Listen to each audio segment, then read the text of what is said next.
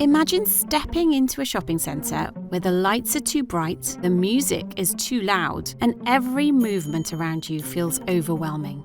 Or imagine struggling with everyday tasks like tying shoelaces, holding a pencil, or even walking in a straight line. For some children, the world can seem confusing because they have difficulty making sense of the sensory experiences from their own bodies and their surroundings. Sensory processing is how our brain interprets the world around us.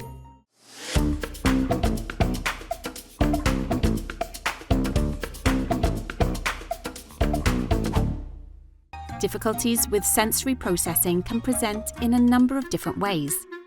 For some, sensory input can be too intense or not intense enough. Some can find it difficult to put senses together in order to have coordinated movements. Others may not be able to complete tasks which require controlled movements of their bodies.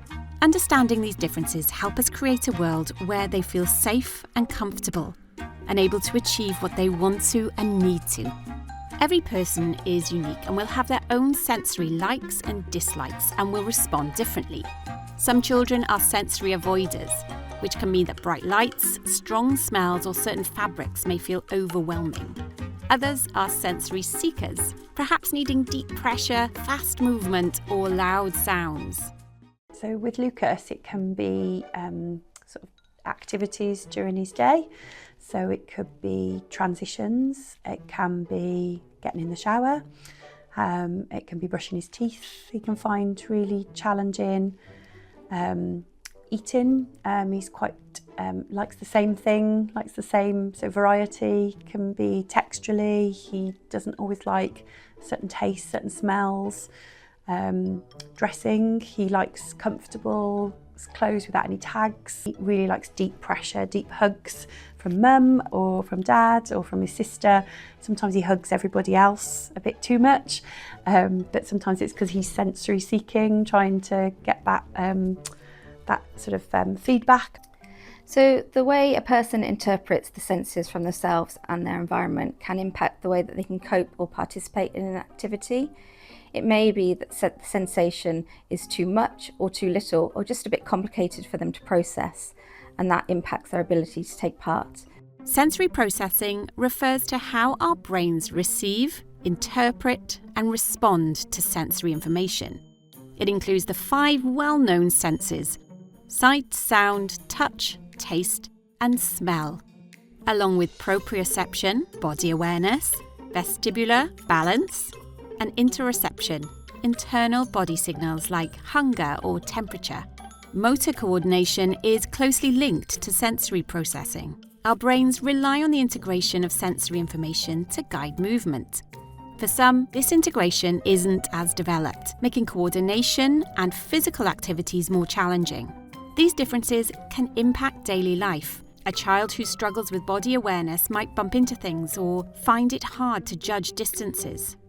Someone with vestibular sensitivity may feel dizzy on escalators or struggle with activities like climbing stairs. By recognizing these differences, we can better understand why some people react the way they do and how to provide the right support. So how do we create environments that support different sensory needs? We can create sensory-friendly spaces such as quiet areas, dim lighting, or fidget tools. We can provide movement-friendly supports, such as seated balance cushions or structured movement breaks. And most importantly, we can recognise that sensory needs aren't a choice. They're a fundamental part of how someone experiences the world. When he has his movement breaks, it really helps him regulate.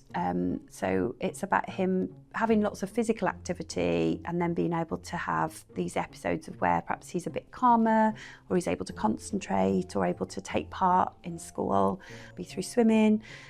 He did martial arts for a period of time, but having coaches that are aware about neurodiversity, that are compassionate and can adapt possibly their strategies. So probably as time's gone on, I've learnt to be upfront with that and ask them to perhaps consider his needs. Many of the choices adults make are based around sensory adjustments. We may just not realise that is what is happening because it becomes part of a daily routine. It's important that we all acknowledge our own and others' sensory preferences so that we can cope and participate in daily activities. We all experience the world through our senses, but not in the same way. We are all unique, and our sensory preferences make us who we are. And when we make small adjustments to respect sensory needs, we help create a world that's comfortable for everyone.